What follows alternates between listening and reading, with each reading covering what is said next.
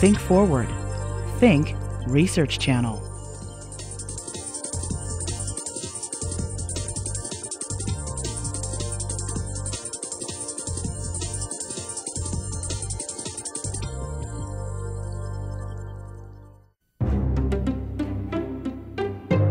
The National Institutes of Health is one of the world's premier medical research centers and the federal focal point for medical research in the United States. Comprised of 28 separate institutes and centers, the NIH mission is to uncover new knowledge that will lead to better health for everyone. NIH works toward that mission by conducting research in its own laboratories, supporting the research of non-federal scientists in universities, medical schools, hospitals, and research institutions throughout the country and abroad, helping in the training of research investigators, and fostering communication of medical information. Today from the NIH campus in Bethesda, Maryland, we will bring you a presentation in our Research from the National Institutes of Health, Addressing Health Disparities lecture series.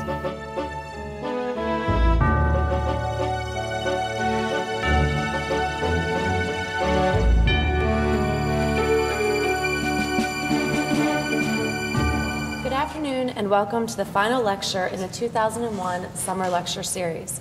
My name is Kim Laws, and I am currently participating in the Summer Research Program with the National Institute on Deafness and Other Communication Disorders. Today I am pleased to be introducing Dr. Marc Reitman of the National Institute of Diabetes and Digestive and Kidney Diseases. Dr. Reitman will be giving his talk on obesity, diabetes, and energy metabolism, why fat is good and bad. Before Dr. Reitman comes to the podium, I would like to give you a brief background of this very accomplished biomedical scientist. Dr. Reitman began his post-high school academic journey at the Massachusetts Institute of Technology, where he graduated with a chemistry degree in 1977. Immediately following, he pursued a joint MD-PhD program at the Washington University in St. Louis, Missouri. After receiving his medical degree and PhD in molecular biology in 1983, Dr. Reitman came back to New York, where he was born, and completed his residency at the Presbyterian Hospital in New York City. At this time, he was also a visiting clinical fellow at the Department of Medicine at Columbia University.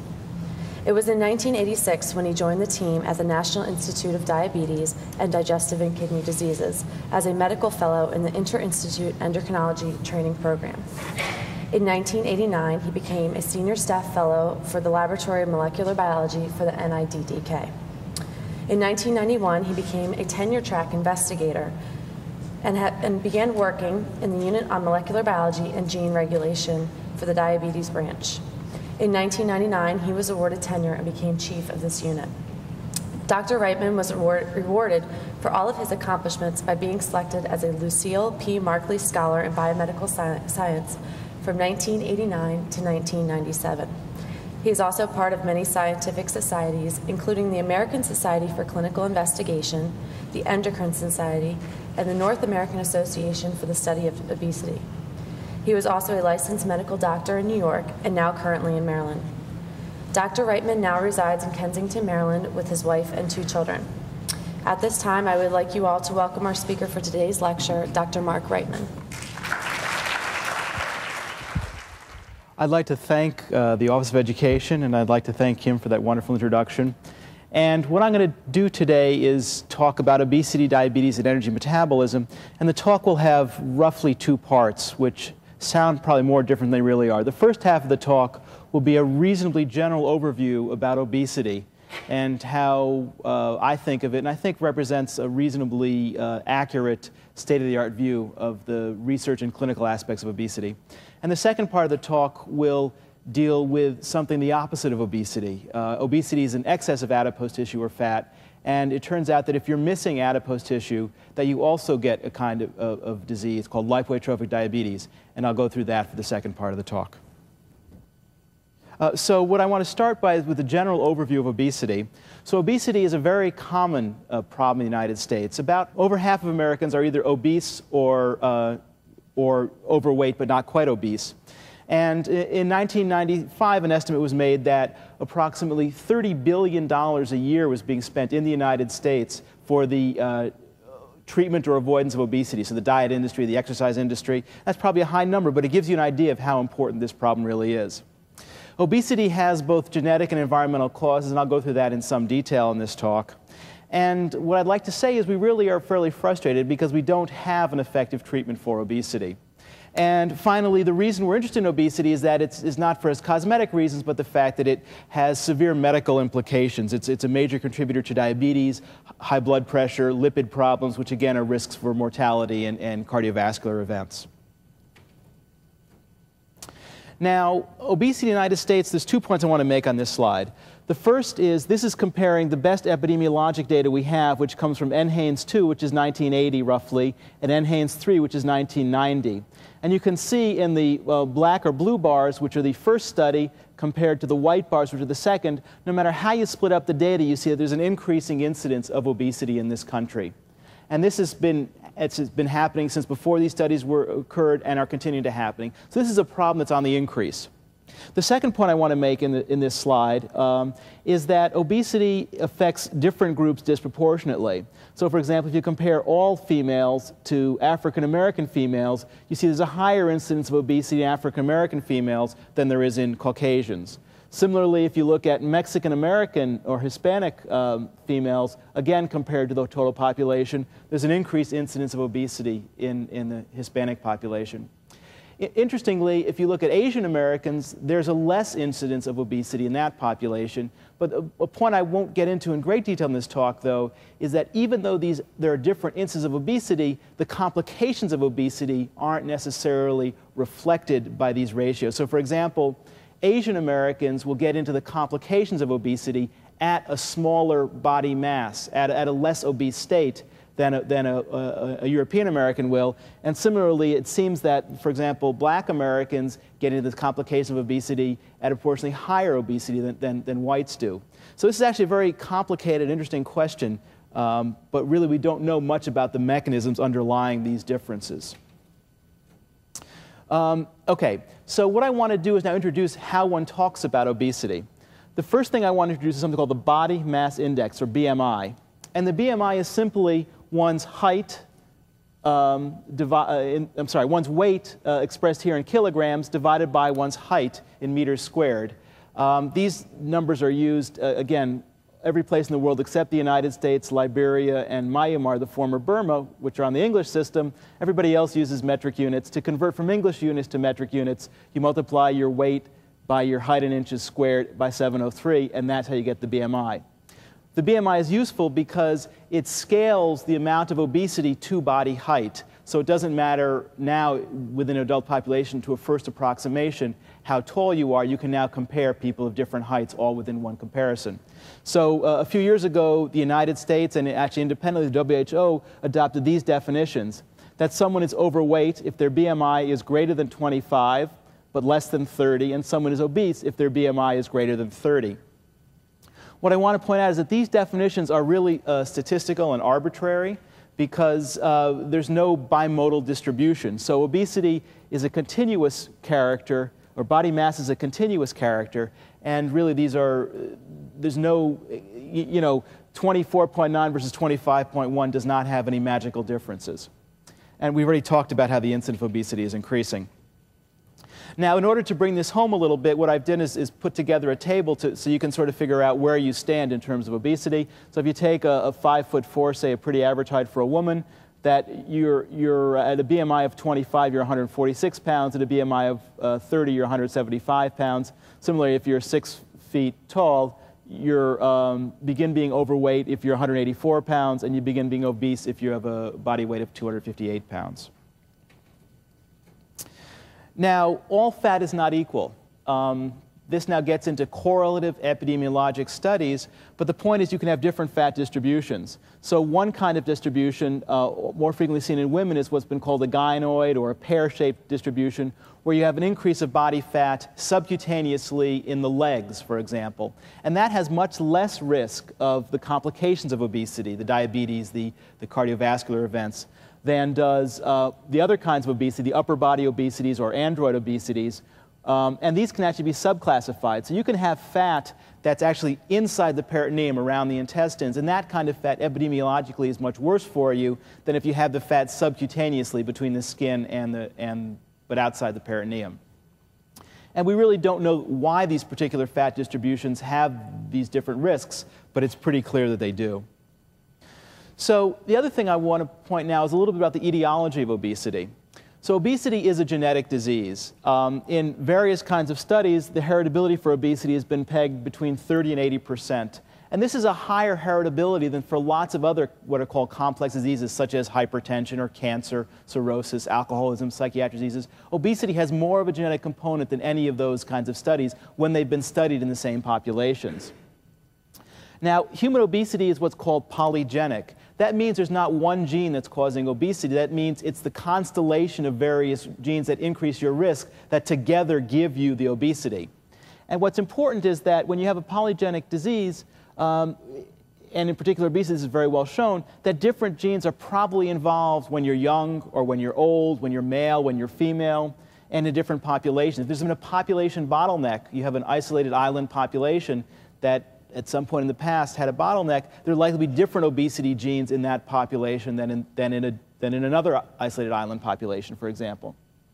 However, even though most obesity is polygenic, there are rare instances where a single gene mutation causes obesity.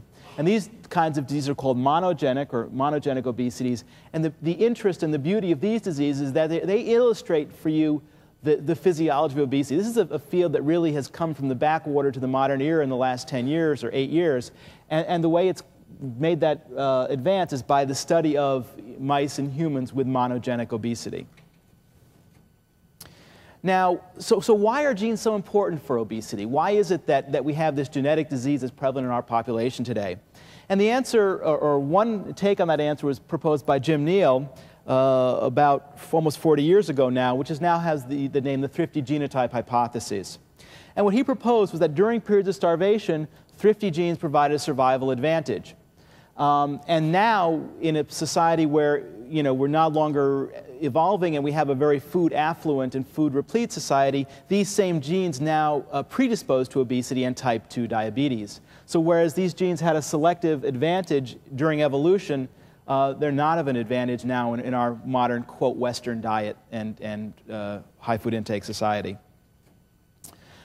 This is a cartoon I got from Roger Unger, and it makes the point that, in human evolution, 2.5 million years, that's a sort of time scale that genes change. Yet obesity is something that, Roger said 50 years, I would argue maybe 100 years or 200 years, but the point is obesity is a modern phenomenon, and genes haven't been changing in the last 50 or 100 years. So while obesity is a genetic disease, it's also clearly an environmental disease. So what are those environmental contributions? Well, they're sort of commonsensical. The first is that we now have a society where we have a lot of food. I mean, the basic size for a drink on McDonald's is huge. So we have all this cheap, appetizing, varied, available, and very energy-dense food. We spend a very small proportion of our lives actually accumulating food, whereas an animal in the wild is spending most of its life either looking for shelter or looking for food. The second is we now have a very sedentary society. We have electricity, cars, television, computers, and what I call barriers to exercise. I mean, I happen to live in Kensington, and in my neighborhood, which was built 50 years ago, there are no sidewalks. It was considered when the neighborhood was built that it would be of a more rural character, and therefore we weren't going to put sidewalks in, and so now if you want to go walk, you walk in the street. And that's just not a wise way to encourage exercise. And I think that's common in our society. The person who's high in the socioeconomic status gets a parking spot near where they work. The red stickers get you near where you work. The red stickers aren't out by the tennis courts. And that's the same sort of thing. I mean, the more correct approach might be to put a nice covered walkway from the tennis courts here, so there would be an advantage to doing that extra walk each day. So what I want to say about obesity is it is both a genetic disease and an environmental disease, and only when you have both do you end up with obesity. Almost no matter what your genetics, if you don't have enough food, you don't become obese. Similarly, there are some people who, despite a high caloric intake and a sedentary activity, don't have the genetic disposition and never get obese. Now, what I want to start doing now is to go through a little bit about the physiology of obesity.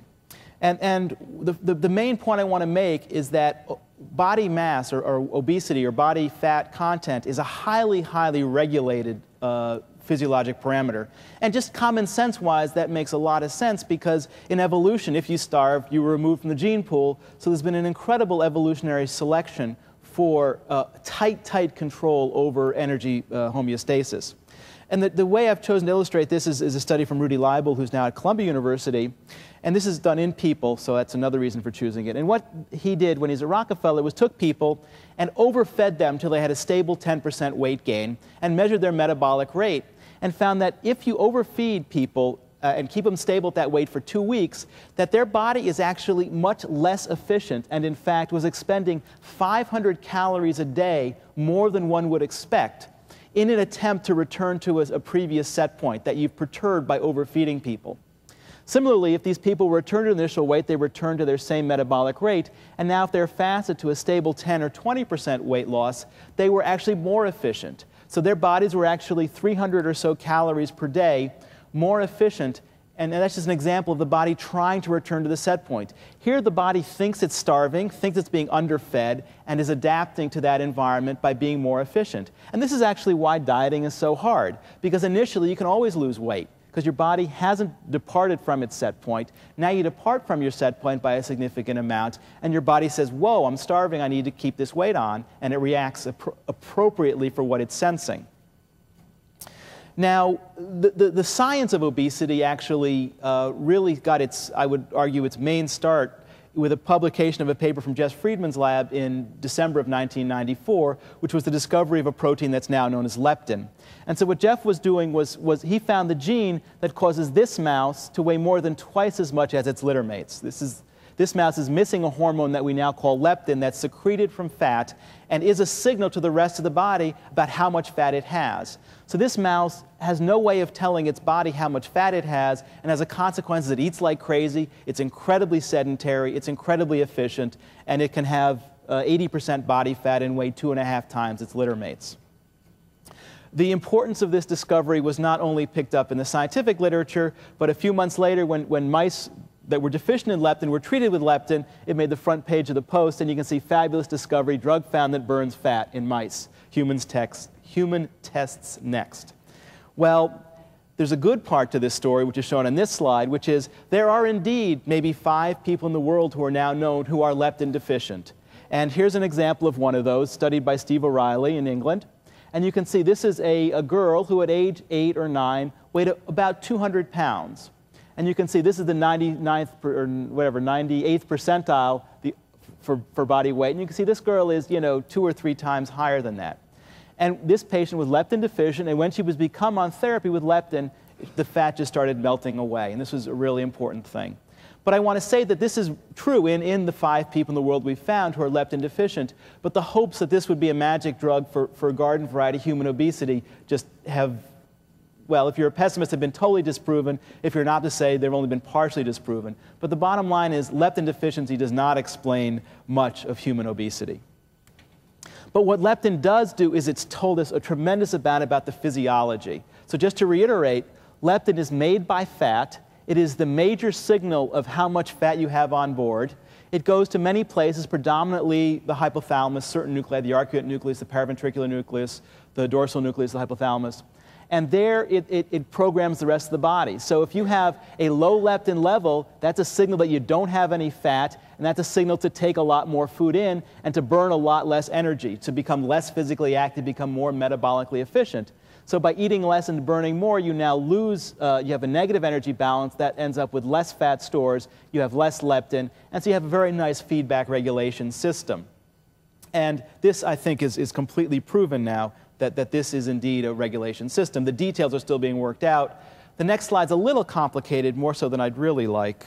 What this slide just basically shows is some of the stuff that's going on in the brain. Leptin is a signal from outside the brain. It goes into the hypothalamus and either inhibits certain pathways that tend to increase food intake or stimulates certain pathways that tend to inhibit food intake, and it goes through these sort of neurohormones, through these sorts of receptors, and has effects that affect food intake, energy expenditure, and actually nutrient partitioning, whether you're going to store energy as fat or use it and put it into muscle. But what's interesting about it now, in the last few years, we've actually found a number of monogenic human obesities. So there are a few people in the world who have leptin or leptin receptor mutations, or mutations in the prohormone for something called MSH, or melanocyte-stimulating hormone, or in the processing of that hormone. But again, these are all a few people in the world. These are not common disorders. However, Steve O'Reilly and Philippe Frogel's group have found that a few percent of the most obese people do have mutations, something called the melanocortin-4 receptor. So this is the first example of a mutation that really explains obesity in more than just a handful of people. Their estimate is that it may account for, say, 2 to 5% of people with a BMI of over about 40. So this actually is at least a measurable population. Now, one might hope that by learning about the physiology, that would lead to rational therapy, and that would help these patients. That has worked, as I showed you, for leptin. It has not yet worked for any of these other disorders, but I think in some of these cases that will come to pass. In some cases it won't, but in some it will. So I've been talking about obesity, and the next question is, why are we studying obesity? And we're studying it because of the medical risk, because obesity is not a cosmetic disease, it's a medical disease. And the biggest risks of obesity are insulin resistance, which can lead to type 2 diabetes, high blood lipids, high blood pressure, and these things combine to give cardiovascular mortality. And the other thing you get from obesity is weight-bearing arthritis, particularly the knees and hips, and there are some people who are very obese who get an obesity hypoventilation syndrome, which can actually be life-threatening. I just wanted to again point out that, just want to focus on two of the lines in this graph. The filled in, the white circles are mortality as a function of body mass index for Caucasian women. And you can see that there's a healthy range to be in, and that above that healthy range, say above 25, you have a gradual increase in your risk of mortality. I want to point out, though, that on this slide there's also black circles, and the black circles are African American women. And you can see what's interesting is, for some reason in the non-obese region, there's a slightly higher mortality for black women, but their risk of increasing mortality is not as great when they become more obese. So even though blacks have a higher average body mass index, they're also on average at less risk. Again, these are population things which don't affect individuals, but are worth thinking about for public health reasons. Now, the point I wanted to make is that, again, reiterate, is we're not treating obesity because it's a cosmetic disease. I know in our society, obesity is considered unpretty, that everybody wants the model kind of figure, but I want to point out that always hasn't been true in history, and a few hundred years ago, if you were obese, it made that A, you had enough food, and B, you didn't have some chronic disease like tuberculosis or diarrhea. And similarly, in prehistoric times, these are thought to be fertility goddesses. And again, in these times, again, obesity was something to be desired as opposed to something to be fought against. So it all depends on where you're standing. The treatment of obesity is actually very simple to state. It's diet, exercise, and behavior modification. And this works on the 5-year kind of time span in all of about 1 in 20 people. So we really have no effective treatment for obesity. I would argue that maybe what we want to be focusing a lot more on is prevention, so that I think it's very clear that once you get obese, it's hard to lose that weight.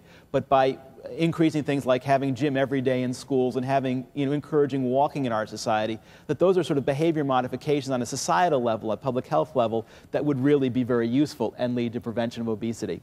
For the very obese, gastric surgery is effective, and presumably eventually we'll have long-term pharmacotherapy for those people who already are obese and diet, exercise, behavior modification doesn't work. So I want to end the first part of my talk by saying the following. How long do you have to diet? Well, I would argue you have to diet for the rest of your life once you're obese. And indeed, this is not a novel or new conclusion. Here's a quote from 1882, that corpulence can only be permanently cured by a permanent change of life and diet. So diet and exercise are what you need to do. And it has to go on forever. What I'd like to do with the last part of the talk now is switch gears a little bit. What I've been talking about is an excess of adipose tissue, and now what I'm going to talk about is diseases caused by a lack of adipose tissue or a severe deficiency. So first I want to introduce adipose tissue again. That adipose tissue that we think about is white adipose tissue, and its main function is to store energy. There's another kind of adipose tissue called brown adipose tissue, whose function is to keep warm, and that's only important in small mammals, so rodents or human babies, but not in adults. I won't talk about brown adipose tissue any further. But I also want to stress that adipose tissue is now clearly known to be an endocrine organ. It makes leptin, it makes other hormone and non-hormone, protein and non-protein hormones that I won't go into detail on, but adipose tissue is clearly an endocrine organ. Now, the studies I'm going to be talking about are characterizing a transgenic mouse that was made in Charles Vinson's lab. And basically what Vinson's lab has been interested in is a group of transcription factors called basic zipper transcription factors. And without going into the details, what he has done is design a protein molecule that's a dominant inhibitor of members of this class. So what he did was took a fat-specific promoter and expressed this poisonous protein only in fat tissue. And when that was done, the following mouse resulted. This is a normal mouse at about 6 months of age that's had its skin removed. And you can see the subcutaneous fat. This is the normal mouse showing how much fat it has. And this is a mouse, the azip or fatless mouse, that has virtually no adipose tissue. We think there's about a 99% reduction in adipose tissue. Now, so just to show you some of the histology of these mice, these on the left, again, are the mutant fatless mice. On the right are wild-type mice. Each section is shown at the same magnification. You can see there's a loss of subcutaneous adipose tissue. The livers are much smaller in these mice. The liver is much smaller in a wild-type mouse. You can see here the liver is filled with fat. On a histologic section, again, at the same magnification, you can see fat throughout the liver. And you can see the pancreatic islets are greatly enlarged in these mice as compared to the normal. So to summarize the phenotype of these mice have virtually no white adipose tissue. They have elevated serum free fatty acids and triglycerides and a fatty liver. And they have a very severe form of type 2 diabetes. So paradoxically, we've talked about how the main risk of obesity is type 2 diabetes. Well, it turns out that if you're totally missing fat, you also get diabetes, and you can be very sick from that. And these mice are a very good model for that. So what I wanted to do now, just to summarize, so we have the lack of adipose tissue. That we think can affect things in a couple of ways. One way it affects it is by lack of production of the hormones that come from fat. The second way is the lack of place to store fat, triglyceride. And then if you don't have a place to store triglyceride, it ends up being stored in liver and muscle, and that ends up giving you insulin resistance and diabetes. Now, what I want to tell you a little bit about is the humans with this disease. So this is called lipoatrophy or sometimes lipodystrophy. And this is a very mixed group of diseases. It can be characterized as having generalized, so total body loss of fat, or localized fat, or in between where you're missing fat from some distributions and have it in others. When you have a partial lipoatrophy, you frequently see redistribution. It's as if the body is, again, trying to return to its set points. If you don't have any fat subcutaneously, you'll end up with an increase in visceral fat because the body is trying to get to a normal fat mass. It's a very heterogeneous group of diseases in terms of etiology also, in that they're genetic forms, 2 of which have been defined with a particular mutation. They're autoimmune forms, and they're forms associated, the most common kind now is something called HIV-associated lipodystrophy, where patients with HIV who are effectively treated are fairly frequently running into complications, including lipodystrophy and diabetes. Okay, so that's human lipoatrophy, lipodystrophy. Just to illustrate this a little bit, here's an MRI, a magnetic resonance imaging scan of a normal person in their abdominal region. You can see the white subcutaneous fat. There's a little bit of visceral fat. Here you can see in a lipoatrophic patient there's absolutely no subcutaneous or visceral fat, and in fact the fat is in the liver and it's lighting up. If you look at the legs, you can see, again, subcutaneous fat and bone marrow fat and fat in between the muscles. You go to a lipotrophic patient, there's still some bone marrow fat. There's no fat in between the muscles. There's no subcutaneous fat. And there's increased fat in the muscles, giving it a lighter tone. So it's pretty clear that the mice and the humans look fairly similar. These are the legs from a 50-year-old woman who's not exercising. You can see she has no fat in her legs. Similarly, there's no fat in a different patient's arms. And to compare the mice and the humans, you can see that in both there's a deficiency of adipose tissues, there's increased triglycerides, increased tissue deposition of triglycerides in space that is not usually there. You have severe type 2 diabetes, you have a fatty liver, you have big organs, increased food intake because the body doesn't know that it has fat, and you have reduced fertility.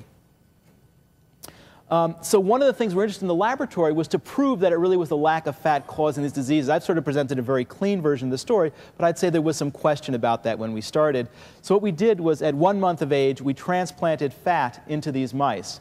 And so this is a mouse that was sham operated at 1 month of age, and this is a mouse that at 1 month of age had fat grafts placed subcutaneously, and these 2 mice were sacrificed 3 months later. You can see the fat grafts grow and do very well. You can see, for example, even on this slide, you can see the liver is much smaller because you can see that the abdominal girth is much less.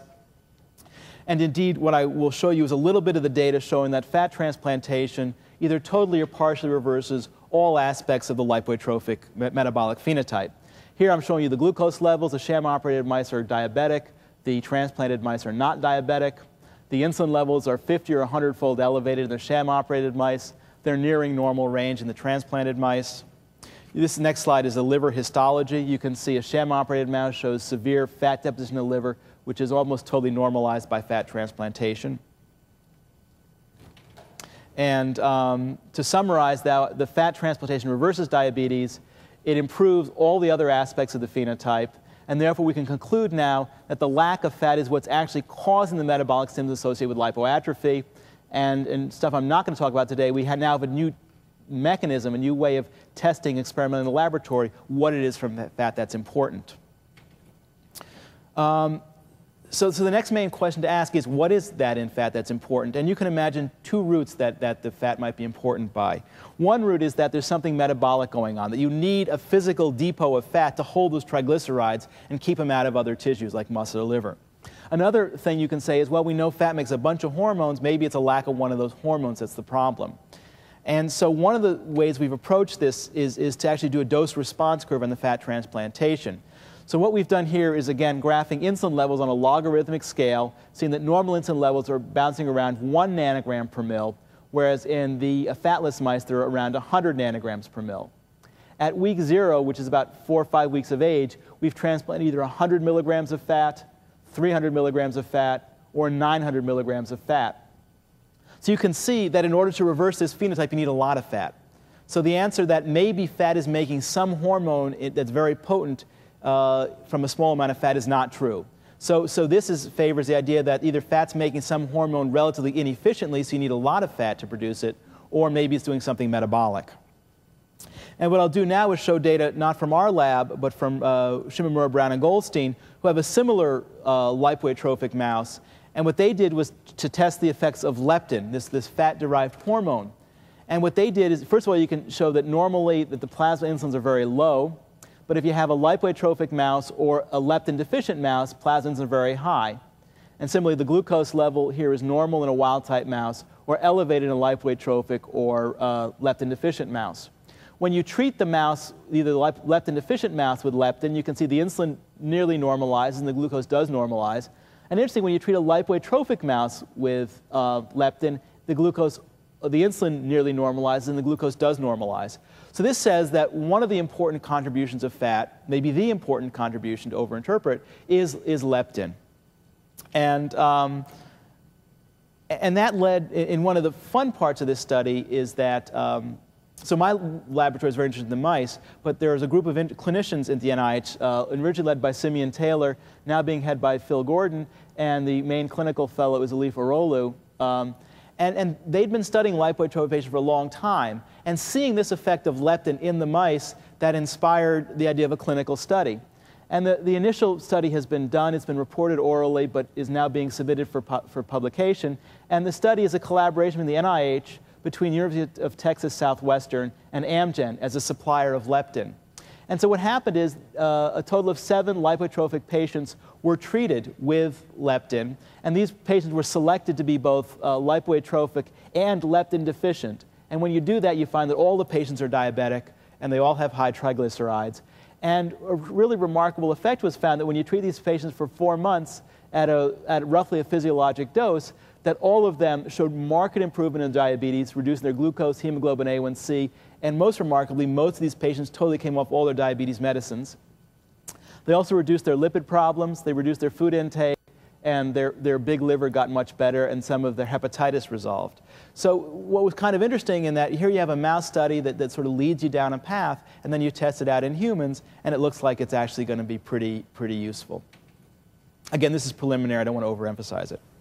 So now I want to summarize the second part of the talk and sort of give you sort of a global take-home message, which is that, you know, it's very easy to study rodent models, and you can do controlled experiments. You can manipulate them genetically. You can treat them with drugs that you wouldn't dream of trying in people, and the experiments are just much easier to do.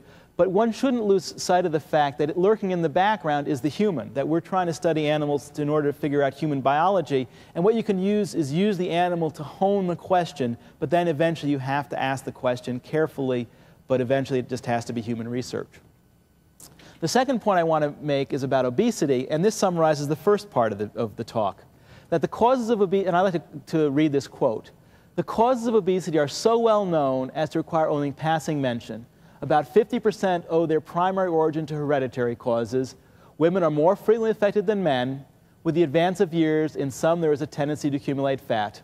Overeating and overdrinking have been named as causative factors, especially combined with a quiet, sedentary life. And what I want to point out is this comes from a medical text from 1905. And this is actually fairly frustrating if you think about it, because this really says we haven't made a whole lot of progress in the clinical part of obesity in the last 100 or 150 years. But I think that's really changing, because the physiology, the understanding of the physiology has really taken off in the last, say, 6 or 8 or 10 years. And now I think that the future is going to have a lot more understanding of the physiology. And one of the ways it might go is with drug treatment. Hopefully prevention, but I think that's a wish. And so instead we're going to end up with having effective drug treatment. So the work from my laboratory, the lipotropic mice were made in Charles Vinson's lab. Postdoctoral fellow who started that work was Jadip Motra. In my lab, the postdoctoral fellow who started was Mark Mason. The vast majority of the work I showed you was in my lab was by a long-term and wonderful collaborator, Oksana Gavrilova. The clinical work was done by Ali Farola under Phil Gordon and Simeon Taylor's guidance, and I didn't talk about most of the other data. And with that, I'd like to close. Thank you.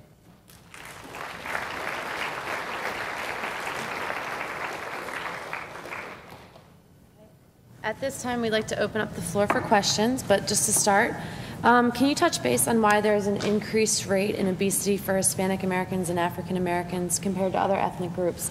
And also, is there an increased rate of type 2 diabetes in these groups? What I'll do is I'll answer that a little more selectively, and I'll choose the American Indian known as the Pimas. And they're studied extensively by an NIDDK group in Phoenix. And what's interesting is the Pimas were a Paleo-Indian who arrived in North America, say, 15,000 years ago, and were a relatively small group of people. And pre-World War II had a subsistence farming sort of lifestyle. And after World War II, their water, their irrigation was diverted, and they became, in a sense, westernized on their diet and had a much less agrarian lifestyle. And the Pimas now have a huge incidence of obesity, 70, 80%, and a huge incidence of diabetes. For the population, maybe 70, 80% lifelong risk. What's interesting is there's another group of Pima Indians who still live a subsistence lifestyle in Mexico, and those Indians do not have obesity and do not have diabetes. So the answer is anybody who's obese is at increased risk of having diabetes. Some people magically will not get diabetes.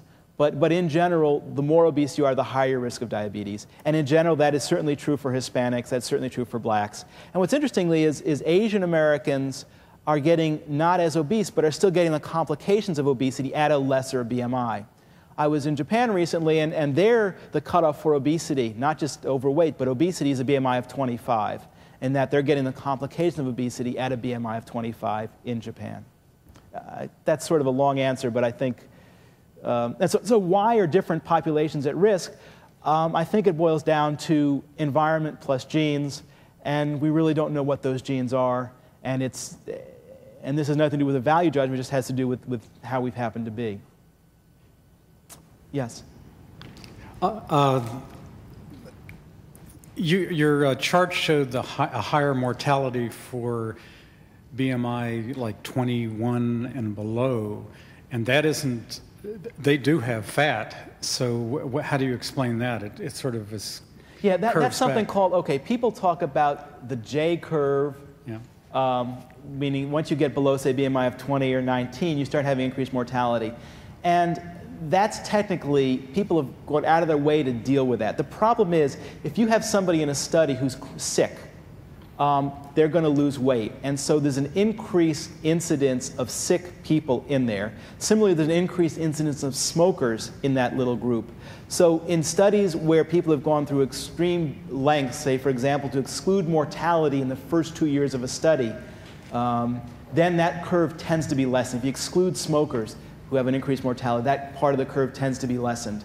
So I think it's a little bit controversial whether being thin is a risk. I think most people would argue no once you exclude sort of attributable causes. If I may, another question. Do anorexics fit in your sort of non-fat group and have suffered diabetes and so on? Okay, so there are different ways to lack fat. One way to think of it is the lipoatrophic, where we think there's been a destruction or a deficiency of the adipose cell itself. Another person to think about is the marathoner, who may have almost as little fat, but in fact, rather than being insulin resistant, is actually very insulin sensitive. So, the lack of fat has to be in context. And so if you have somebody who does not have triglycerides accumulating in their liver or in their muscle, they will probably be more insulin sensitive. So a marathoner who doesn't have fat and really may have actually a relatively low leptin is still insulin sensitive. So the way I think of it, and this is sort of over-interpreting the situation, is that the lack of the adipose cell is as important as the lack of fat in that particular situation. That's still being worked out. Hi, Dr. Reitman. I had a question about, it's kind of a two-part question, whether or not we know anything about what percentage of the people who are being treated for obesity are also being treated for clinical depression, and whether or not you think mental health services perhaps should be on the list for treatment for obesity. Okay, this is sort of controversial, and this is not something I know a lot about firsthand, but one thing, for example, the very good studies that have been done in treatment of obesity are where gastric surgery has been done. So you take a population that's very obese, you do an operation to reduce stomach size, and aside from, say, the 1% mortality from operation and maybe a 10% morbidity, that's a very effective treatment in that something over 90% of people will lose 100 or 150 or 200 pounds. And everybody who's insulin resistant or 90+% of people who are insulin resistant will reverse to normal glucose tolerance. Diabetics will reverse to normal glucose tolerance. When those people are studied psychologically, it's not clear that they're any happier when they're thin than when they're fat. If you're happy and fat, you're happy and thin. If you're depressed when you're fat, you may well be depressed when you're thin. And that's actually one of the problems with these studies, that you have to weed out patients who think by having an operation it's going to cure their depression. So, clearly there are eating disorders. I don't want to take away from that. But I think that's a mental health problem and not a diet problem or a surgical problem. I was wondering if you've done any analyzing of data for Pacific Islanders as a racial group. Yeah, so the groups of people that are trotted out as being remarkably obese and diabetic are the Pimas, and the other one are the Nauru Islanders. And that's actually interesting. That's an island where bird deposits, guano deposits, were tens and hundreds of feet thick, and in the turn of the century, that's a very cheap source of fertilizer. So basically, the island was mined for fertilizer, and everybody there is fairly affluent. And it also destroyed much of the environment of the island. So now everybody is a fairly rich island per capita. The population is only a few thousand, and it's an incredibly high incidence of obesity and diabetes. And one might predict that there are going to be different obesity genes and diabetes genes in that population than, say, the Pimas. But clearly, Polynesians, Tonga's another one, where a Western diet and, if you will, food affluence and less exercise have taken over. It's a tremendous problem in many places. We don't really know the specific genes in almost any case at this point. That's really where the state of the science is. And once we know some of those genes, we'll have some idea more as to mechanism. I'm trying to answer. I hope that's close to what you're asking. Anything else? Thank you.